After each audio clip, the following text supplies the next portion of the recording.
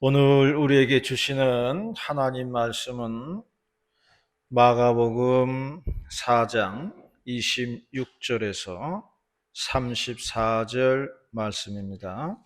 마가복음 4장 26절에서 34절 말씀, 제가 말씀을 한 절씩 교독을 하시도록 하겠습니다.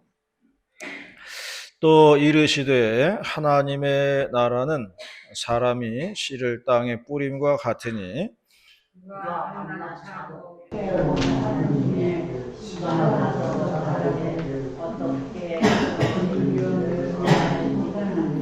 땅이 스스로 열매를 맺되 처음에는 싹이요 다음에는 이삭이요 그 다음에는 이삭의 충실한 곡식이라.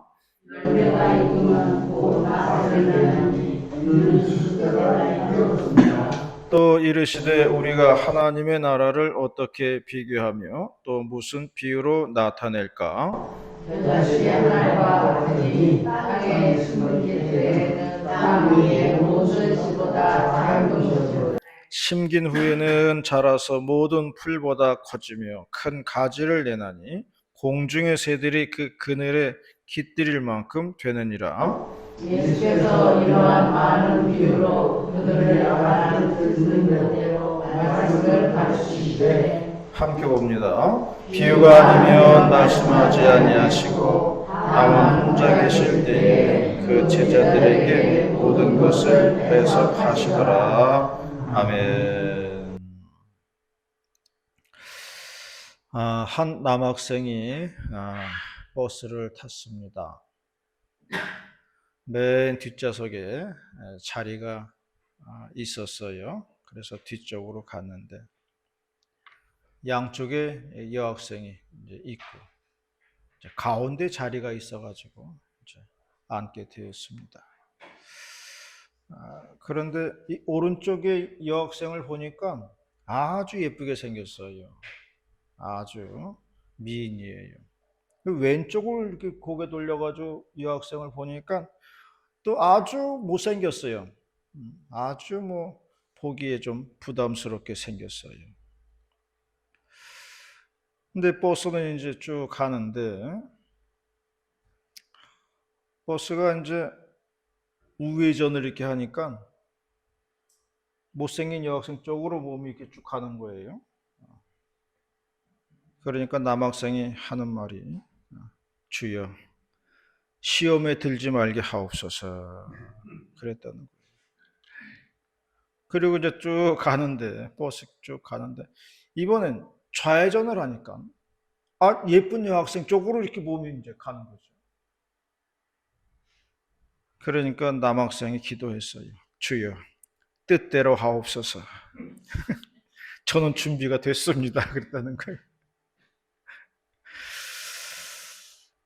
오늘 2022년도 추수감사 주일입니다. 오늘 11월 셋째 주일 추수감사 주일에 주시는 하나님 말씀으로 은혜를 받고자 합니다. 첫 번째로 말씀하는 것은 가을은 익어가는 계절이다 하는 것이에요.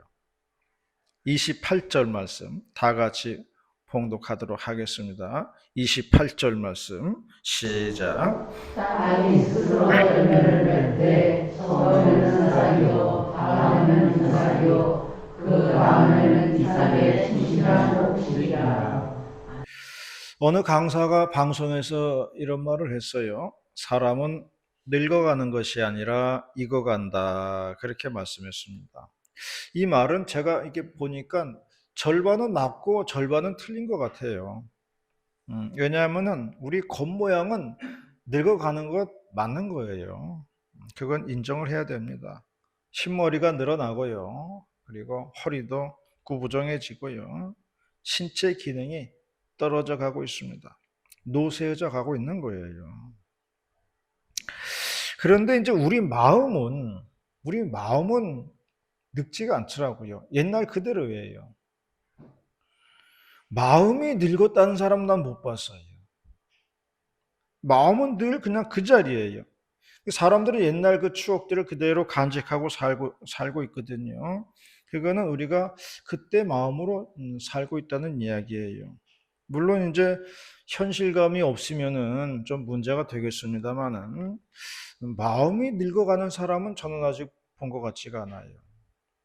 그러므로 사도 바울의 말씀처럼 우리의 겉사람은 후패해져 가나 우리의 속사람은 날로 새롭도다. 그렇게 말씀했어요.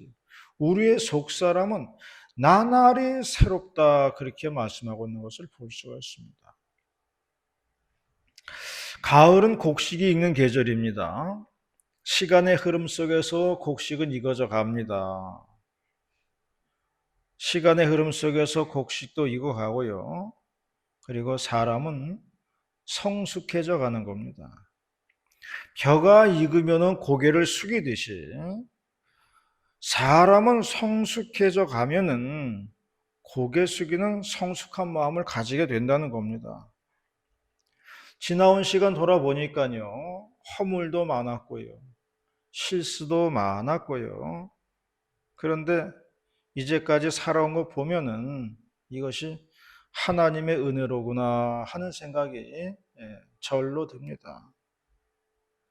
하나님의 은혜를 알고 하나님에 대한 감사를 알면 그게 성숙이에요. 아는 목사님이 대장암 수술을 받았어요.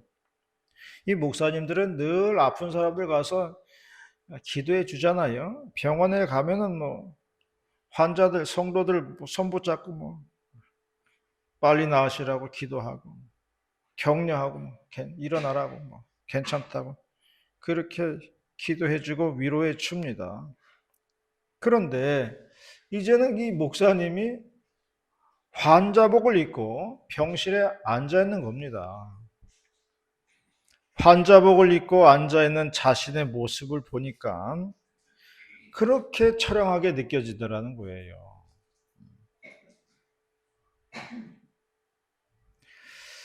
암 검사를 받게 되면요, 암이 몇 개인지 이제 판단을 받아야 되는데 그게 시간이 오래 걸린다 그래요.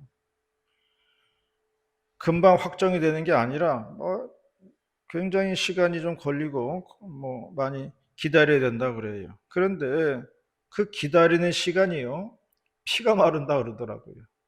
왜냐하면은 이게 1기냐 2기냐 3기냐 4기냐에 따라 가지고 살고 죽는 게 결정이 돼요. 사느냐 죽느냐가 결정이 됩니다. 그걸 기다리는 게 피가 마르는 거예요. 누워서 별의별 생각이 다 든다고 합니다. 그때 심정은요, 정말 팔 한쪽 없어도 건강하게 사는 사람이 부럽더라는 거예요. 아예, 아니, 팔 한쪽 없더라도 죽는 걱정 없이 사는 사람이 부럽더라는 거예요. 그때 심정은. 그래서 그렇게 이제 누워 있는데 그 병원에서 이제 암 4기라고 진단을 받고 의사도 포기한 사람이 있었어요. 그 사람이 병원에 이제 왔다는 거예요. 그 아는 사람, 자기 아는 사람 병문안을 이제 온 거예요. 그러면서 그 목사님을 이제 만나게 보게 됐죠. 같은 방에 있었으니까. 그 이분이 목사님에게 얘기를 해주는 겁니다. 자신은 암 4기라고 해가지고 의사도 수술을 포기했대요. 아니 집에 가서 그냥 쉬시라고 준비하시라고 그랬다는 거예요. 근데 이분이 그랬다는 거예요. 나 수술하다가 하다가 죽어도 좋으니까 나 수술 받겠다고. 그래가지고 수술 받았어요. 그런데 정말 기적같이 낫다는 거예요. 이 목사님이 그 말을 듣는 순간이요, 희망이 확 들더라는 거예요. 희망이 막 심솟더라는 거예요. 야, 나도 살 수 있겠구나. 이런 생각이 들더라는 거예요. 그래서 제가 그랬어요. 아이고, 천사가 오셨었군요. 그랬습니다. 천사가 오셔가지고 목사님에게 희망을 주고 가셨군요. 그렇게 얘기했습니다. 그 환자의 말 한마디에 다 죽어가던 생명에 담비가 뿌려지더라는 거예요. 나도 살 수 있는 용기가 생기더라는 거예요. 이러한 경험이 이 목사님을 변화시켰습니다. 병원에 가서 환자들을 신방한다는 게 뭔지, 천사의 말이 무언지를 깨달은 거예요. 그래서 이제는 병원에 가면 여러 말 안 한다고 그래요. 여러 말이 필요 없다고 그래요. 환자의 손 붙잡고 한마디 합니다. 저도 암 수술 받은 사람입니다. 저도 수술 받은 사람입니다. 그렇게 이야기하면 환자들이 큰 위로를 받는다고 합니다. 사람은 이렇게 성숙해져 가는 겁니다. 이것이 바로 성숙이요 성장이에요. 상대방의 마음을 나의 마음으로 여기는 거죠. 예수님께서도 병자를 고치실 때 그런 말씀 나옵니다. 저들을 불쌍히 여기셨다는 말씀이 나옵니다. 긍휼히 여기는 마음이 있었다는 거예요. 너는 너고 나는 나다가 아니에요. 너의 아픔이 나의 아픔이다. 이것이 예수님의 마음이고 성숙한 마음이라는 겁니다. 오늘 우리는 가을이면서 추수감사절을 맞이했습니다.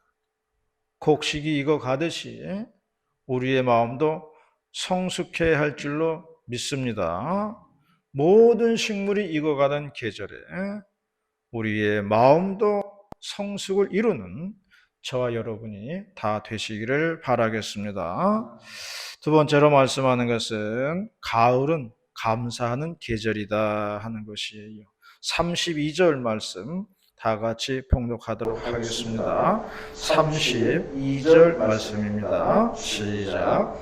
신주에는 살아서 모든 보다 좋으며 큰 가지를 내나니 공중의 새들이 그것들에 있을 만큼 되느니라. 심는 것은 우리가 하는 것이지만은 자라는 것은 하나님께서 하신다는 말씀입니다. 오늘도 우리 주의 이 성전에 많은 열매와 곡식이 있습니다. 심고 가꾸는 건 우리가 했어요. 그러나 우리가 자라게 하지는 못합니다. 자라게 하시는 것은 오직 하나님께서 하신다는 거예요. 그래서 사도 바울도 그런 말씀했어요. 심고 물 주는 사람은 아무것도 아니로되 오직 자라게 하시는 이는 하나님이시다. 그렇게 말씀했습니다. 그러므로 모든 영광을 하나님께 돌려야 한다 하는 그런 말씀을 하고 있는 것입니다. 모든 감사를 하나님께 드려야 된다. 그런 말씀이에요. 언젠가 봄 가뭄이 아주 심한 적이 있었어요. 밭에 있는 상추가 자라지를 못하더라고요. 수돗물을 받아가지고 뿌려주지만은 근데 자라지는 않더라고요. 그런데 어느 날 밤에 봄비가 밤새도록 내렸습니다. 아침에 일어나서 나가 보니까 상추가 한 뼘이 자라있는 것을 보았어요. 그동안 못 자란 것이 한꺼번에 자라더라고요. 뭐든지 하나님께서 내려주셔야 된다는 겁니다. 축복도 마찬가지예요. 사람이 아무리 애써도 안 되는 것들, 하나님께서 한번 복을 내려주시면요, 모든 일이 순탄하게 되는 것을 볼 수가 있습니다. 그러므로 모든 축복의 시작은 하나님께로부터 시작한다는 것을 믿으시기를 바랍니다. 그러므로 우리가 감사해야 할 대상은 하나님 아버지라는 것을 우리가 잊으면 안 됩니다. 예전에 제가 서울에서 부목사 생활을 할 때에 병원에 신방을 간 적이 있었습니다. 성도님의 아이가 아파가지고 병원에 간 거예요. 그런데 이제 방이 2인실이었어요. 2인실이었는데 신기하게도 한 사람은 그 서울에 있는 교회의 그 교인이었고 다른 한 사람은 전도사 때 있었던 그 교인이에요. 거기서 상봉을 했어요. 그렇게 만나기도 쉽지가 않은데 그렇게 되더라고요. 그런데 전도사 때 교인이었던 성도의 아들은 날 때부터 인큐베이터에서 이제 자랐다고 그래요. 그 심장이 안 좋아가지고 머리에다가 주사바늘을 머리에다가 꼽았더라고요. 머리 혈관에다가 주사바늘을 꽂고 있는 것을 보았어요. 그러니 그걸 보는 부모의 마음은 오죽하겠어요. 그 아이의 엄마가 저한테 그러는 거예요. 왜 나만 이런 고통을 겪어야 했죠? 아니, 왜 우리 애만 이래야 되는 거예요? 다른 애들은 잘도 잘 크는데 왜 나만 이렇게 고난 당해야 되는 거냐고. 왜 우리 애만 저렇게 돼야 되냐고. 그러는데 뭐 저도 뭐라고 대답할 말이 없더라고요. 거기다 대고 뭐라고 얘기할 얘기가 없어요. 우리들은 잘 모릅니다. 우리는 몰라요. 왜 이 집 아이만 고통을 겪어야 되는지 우리는 몰라요. 왜 병에 걸려서 성장을 못하는지 우리는 알 수가 없습니다. 그런데 우리가 하나는 선택할 수가 있어요. 아이 때문에 온 가족이 지옥 같은 삶을 살 건지, 아니면은 그럼에도 불구하고 주님을 붙들고 희망을 찾으면서 긍정적인 삶을 살 것인지는 우리가 선택할 수가 있어요. 우리가 결정할 수 있는 겁니다. 그건 우리가 할 수 있는 거예요. 옛 어른들이 하는 말이 있어요. 하나가 좋으면 하나가 나쁜 게 있다. 하나가 나쁜 게 있으면 하나가 좋은 게 있다는 겁니다. 그러므로 우리는 어떤 면을 보고 살 것인가? 이것은 내 인생의 선택에 달려 있는 거예요. 이건 나의 선택에 달려 있는 거예요. 어떤 면을 보고 살 건가? 이건 내가 결정을 할 수 있는 겁니다. 어느 어촌 마을에 조그마한 배 한 척이 고기잡이를 떠났어요. 그런데 이 배가 바다 한가운데에서 풍랑을 만났습니다. 온 동네 아낙들과 아이들이 발을 동동 굴렀지. 칠흑같이 어두운 밤인데 태풍만 무섭게 불었습니다. 그런데 어느 집에서 아이 하나가 촛불을 넘어뜨려 가지고 초가집이 불이 나고 말았지요. 동네 사람들이 불을 끄느라고 막 정신이 없었습니다. 사람들은 말했어요. 야, 이게 무슨 엎친 데 덮친 재난이냐 하였습니다. 그러던 중에 바다 가운데 있던 배가 돌아왔어요. 아침이 되자 동네 사람들이 물어보았습니다. 어떻게 돌아오게 되었느냐고 그렇게 물어보자 어부들이 말했습니다. 바다 한가운데에서 비바람과 풍랑으로 앞이 보이지 않았을 때에 저 멀리서 무슨 불빛인지 환한 불빛이 보이더라는 거예요. 그래서 그 불빛을 보고 왔노라 그렇게 말을 했다는 겁니다. 초가집에 난 불이 어부들을 살리게 되었다는 그런 이야기입니다. 왜 불이 나야 했는지, 왜 손해를 보아야 했는지 우리는 모릅니다. 왜 병들어야 했는지, 왜 이런 고난 찾아왔는지 우리는 몰라요. 하지만 고난을 만나서 원망과 불평으로 인생을 살 건가? 아니면 긍정의 에너지를 가지고 헤쳐나갈 그런 힘을 가지고 이겨낼 건지, 이건 우리가 선택을 해야 한다는 겁니다. 어떠한 상황 속에서도 살아계신 하나님이 계시다는 믿음을 갖는 게 중요합니다. 어떠한 상황과 형편과 처지 속에서도 하나님은 살아계시다고 하는 그 믿음이 필요한 거예요. 그럴 때 우리는 고난 속에서도 감사를 할 수가 있는 거죠. 그래서 감사가 믿음이고요. 믿음이 감사예요. 믿음이 있으면 감사할 수 있는 거고요. 감사하면 그게 곧 믿음이에요. 어느 상황 속에서도 주님은 나와 함께 하시다. 이게 믿음이거든요. 그렇다면 고난과 환난 가운데서도 주님의 뜻이 있다고 믿는 겁니다. 하나님의 뜻이 있겠지. 믿고 나아가는 겁니다. 세상의 모든 길은 오르막과 내리막으로 되어 있어요. 자전거를 타고 다녀보면 절실하게 느낍니다. 세상의 모든 길은 오르막과 내리막이에요. 평지는 없더라고요. 오르막에서 힘이 들면요, 그 다음에는 내리막길이 있는 겁니다.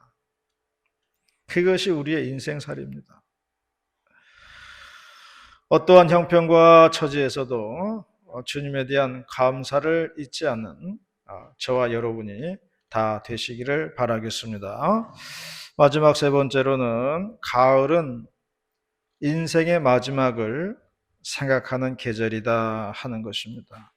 29절 말씀 다 같이 봉독하겠습니다. 29절 말씀입니다. 29절 시작. 열매가 익으면 곧 맛을 내려니 이는 추수가 이르렀으리라. 낙엽을 쓸어 보신 적이 있으시겠죠? 낙엽. 저도 마당에서 낙엽을 쓸어 봤는데요. 야, 낙엽 쓸기 진짜 힘들어요. 왜냐하면 빗자루 가지고 쓸어내도요, 바람이 불면은 다시 다 돌아오더라고요.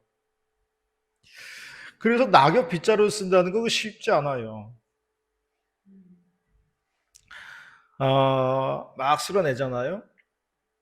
그런데 바람이 한번 샥 불잖아요. 그럼 막 낙엽이 다시 안으로 다 굴러 들어오더라고요. 나한테 막 굴러와요. 그러면 낙엽 보면서 그런 생각 들더라고요. 야, 저게 돈이라면은, 저 굴러 들어오는 게 돈이라면, 저 굴러오는 낙엽들이 성도들이라면은, 저렇게 막 굴러오더라고요. 막. 야, 저게 성도들이라면 좋겠다. 그런 생각도 다 했어요. 요즘은 낙엽 쓸지 않고 뭐 이렇게 보니까 기계가 있어요. 바람으로 막 불어서 날리더라고요. 나무가 낙엽을 떨어뜨리는 이유는 겨울을 준비하는 겁니다. 날씨가 추워지고 영양분도 없으니까 낙엽을 떨어뜨려 가지고 이제 겨울 채비를 하는 거예요.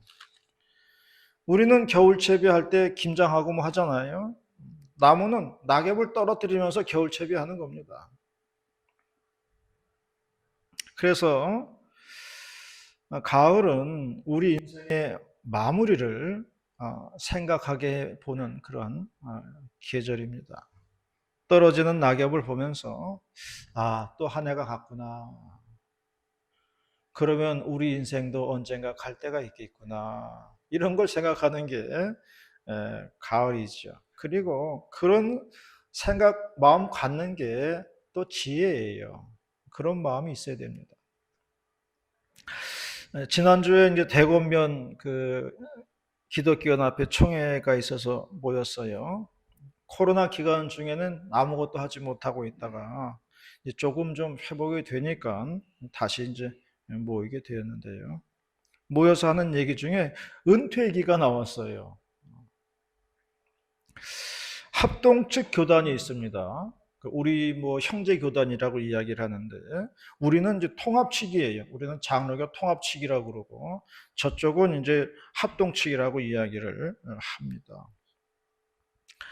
그런데 거기에서 이제 교단 총회를 하는데 자꾸 정년을 73세로 하자는 그 청원이 올라온다는 거예요. 이번에도 부결이 되었다고 그래요. 근데 이게 찬성표가 투표를 하면은 찬성표가 자꾸 늘어나더라는 거예요. 처음에 올라왔을 때는 찬성표가 그냥 한 20%, 30% 이렇게 나왔는데 지난번에는 찬성표가 40%, 49% 이렇게 나왔다는 거예요. 이게 50% 넘어가면 확정이 되는 겁니다. 그러면서 합동측 목사님들은 이제 73세까지 하실 수 있을 거란 얘기를 하면서 웃으면서 우리들끼리 이렇게 이야기를 했습니다. 하지만 그것도 하나님이 결정해야 하는 거지. 내가 하고 싶다고 해서 할 수 있는 건 아니에요. 하나님이 하게 해줘야 하는 거죠. 대구면에 있는 그 분수대교회 목사님, 우리들도 잘 아시는 분이죠. 그 교단은, 그 목사님의 교단은 정년이 없어요. 정년이 정해진 게 없습니다. 평생 동안 하는 거예요. 그리고 그분은 우리를 같이 만나면 늘 이제 건강을 자랑했어요. 젊었을 때 이분이 권투 선수 출신이었어요. 자기 옛날 별명이 황금발이었다 그러더라고요. 뭐 빨랐다는 이야기겠죠. 그분은 염색을 안 했어요. 흰머리가 안 나가지고 늘 염색 없이도 검은 머리로 이렇게 사셨어요. 나는 그래서 그분이 오래 사실 줄 알았어요. 우리보다도 뭐 건강하시더라고요. 그런데 어느 날 갑자기 돌아가셨다는 부고장이 날라온 거예요. 그래서 다시 한번 느꼈습니다. 세상 일을 누가 알랴? 세상 일 알 수가 없다. 아무도 모른다는 겁니다. 우리는 알 수가 없어요. 상갓집에서 두 친구가 대화를 나누었습니다. 고인께서는 얼마나 남기고 가셨습니까? 다른 친구가 대답했습니다. 전부 남기고 갔다네. 그렇게 말했다는 거예요. 우리는 이 다음에 주님 앞에 섰을 때에 부끄럽지 않은 모습으로 설 수 있어야 하겠습니다. 그러기 위해서는 시간을 아껴야 돼요. 주님은 우리의 인생의 시간을 정해 놓으셨어요. 우리는 모르지만 주님은 우리의 인생의 기간을 정해 놓으신 거예요. 오늘 우리는 낙엽이 떨어지는 것을 보면서 우리의 인생의 마지막도 생각해 볼 수 있어야 한다는 겁니다. 그것이 지혜라는 거예요. 의미 있는 인생, 가치 있는 인생, 세월을 아끼는 인생을 사시는 저와 여러분이 다 되시기를 주님의 이름으로 축원합니다. 기도드리겠습니다. 은혜롭고 자비로우신 하나님 아버지 감사드립니다. 오늘 깊어가는 가을 그리고 추수감사절에 주님을 생각하고 그리고 우리의 삶을 생각하는 지혜로운 시간들이 될 수 있도록 인도하시고 역사하여 주시옵소서. 지나온 시간들 주님 감사합니다.